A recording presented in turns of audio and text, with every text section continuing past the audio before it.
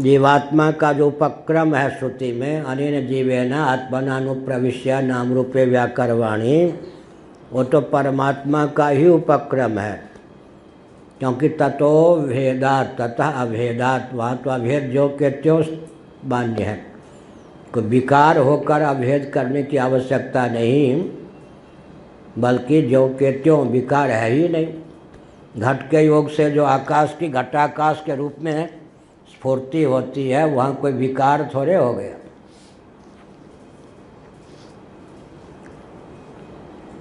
घट रूप उपाधि का प्रोदन करते ही घटाकाश महाकाश हो जाता है, और घटगत रहता हुआ भी घटाकाश महाकाश ही सिद्ध होता है या नहीं।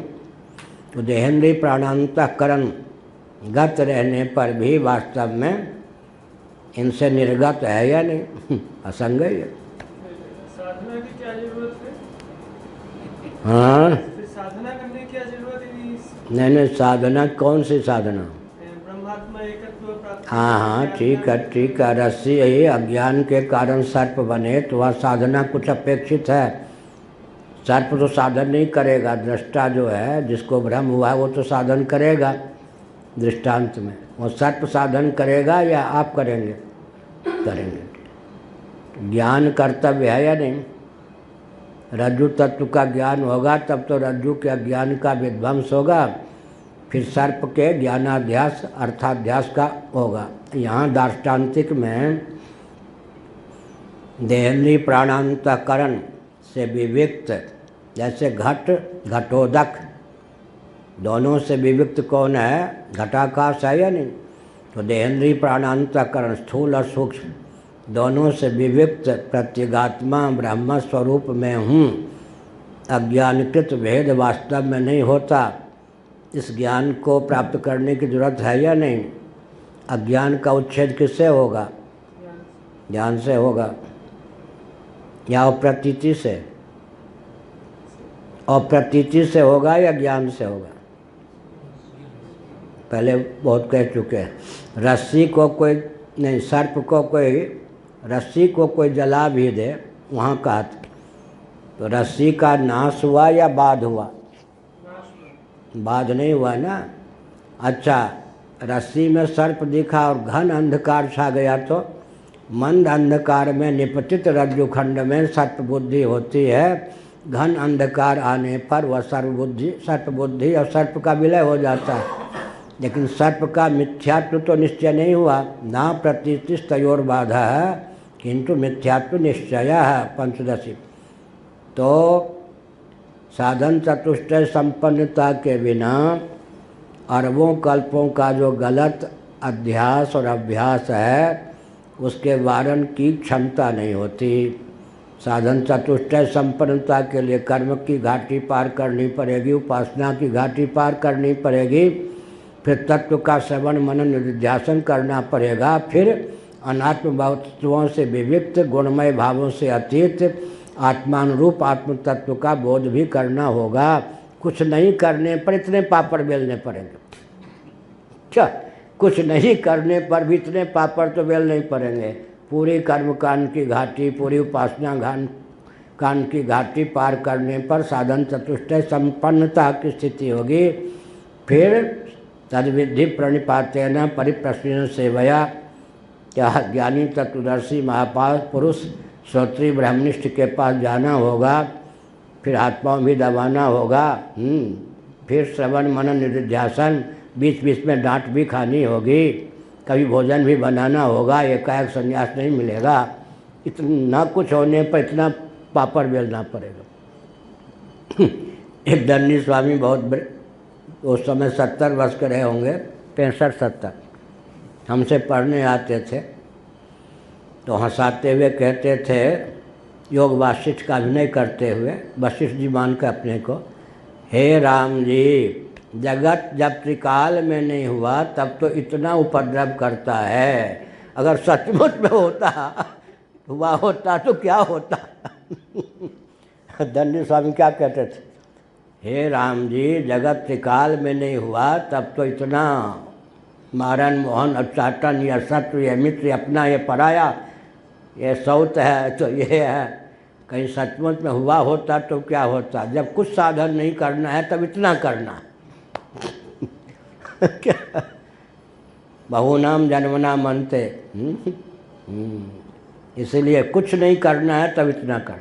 ज्ञान मात्र से मोक्ष होना है ये तो ठीक है, लेकिन ज्ञान मात्र होगा कैसे?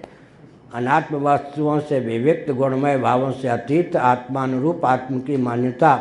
मुक्ति की क्या परिभाषा है? मुक्तिर्हित्वान्यथा रूपम स्वरूपेण व्यवस्थिति। श्रीमद्भागवत अनात्म वस्तुओं के अनुरूप आत्म मान्यता का त्याग कर आत्मानुरूप आत्मस्थिति का नाम मुक्ति है। क्या कहा सुरेश महापात्र जी? तो आँख से बेचारे को नींद आती है, जबरदस्ती यूँ यूँ आँख वैसे ही भरी है क्या कहा? अनात्म वस्तुओं से विविक्त गुणमय भावों से अतीत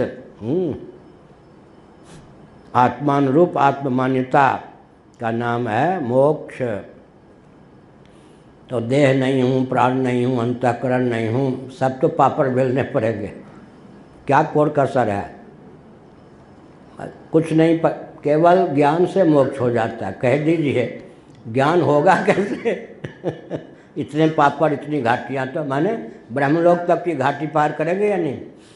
सूक्ष्म बुद्धि के द्वारा, यही तो प्रकरण चल रहा था ना, बृहदारण्यक में है, ब्रह्मलोक तक से वैराग करना पड़ेगा। वैराग वो भी नहीं, सामने ब्रह्मलोक हो, ब्रह्मलोक का सारा वैभव शास्त्र के आधार पर आँख के सामने हो, बुद्धि भी विकसित हो, तब ब्रह्मलोक का वैभव भी चित्त को कलुषित न कर सके तब हो। मतलब सबसे बड़ी घाटी। कुछ नहीं करना है साधन, तब इतना साधन करना है। गलत मान्यता को दूर करने के लिए कितना उपाय चाहिए? क्या देखिए, केवल भ्रमात्मक श्रवण का प्रभाव हो तो श्रवण मात्र, प्रामाणिक श्रवण मात्र से काम बन जाता है। केवल भ्रमात्मक श्रवण का प्रभाव हो, लेकिन श्रवण के साथ साथ मनन का भी प्रभाव हो, भ्रमात्मक श्रवण और मनन का भी प्रभाव हो, तो परमात्मक श्रवण मनन, प्रामाणिक श्रवण मनन दोनों का अवलंबन लेना पड़ता है।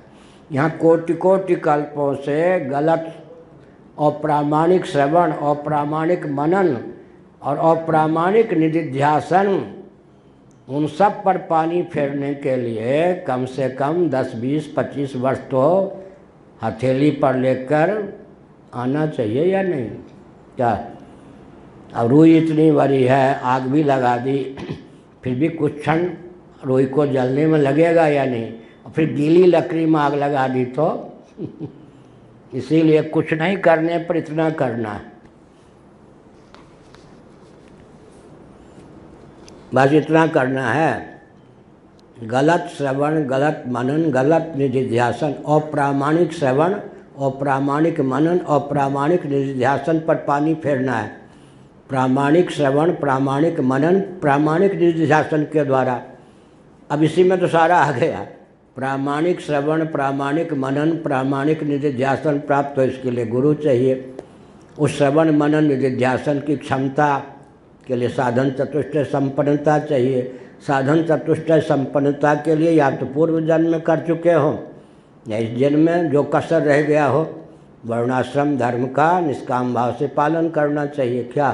सारी घाटी तो पार करनी पड़ेगी। उनको तो कर्म स्वर्ग चाहिए तो केवल कर्मकांड की घाटी, महाजन तपः चाहिए तो कर्मकांड उपासना, निष्काम भाव से दोनों का समुचित अनुष्ठान हो गया। हमको क्या चाहिए? कर्मयोग चाहिए वैराग्य के लिए। राग है तो राग की पूर्ति के लिए कर्मयोग, और वैराग्य की सिद्धि के लिए कर्मयोग। कर्मयोग दोनों का अपेक्षित है या नहीं? ठीक है। वहाँ वैकुंठा लोक की प्राप्ति के लिए उपासना योग, यहाँ निर्गुण निराकार परमात्म तत्व की प्राप्ति की, अभिव्यक्ति की, उनके ज्ञान की क्षमता प्राप्त करने के लिए वो भी उपासना, उनको भी पापड़ बेलना पड़ेगा, हमको भी। अब क्या है, वहाँ उनकी मंजिल वहीं पूरी हो गई, स्वर्ग की योग्यता आ गई, वैकुंठ की योग्यता आ गई, हमारी मंजिल तो उनसे कम पापड़ बेलने पड़ेंगे। क्या? अब ठीक हो गए, भट्टाचार्य अब हो गए। ठीक।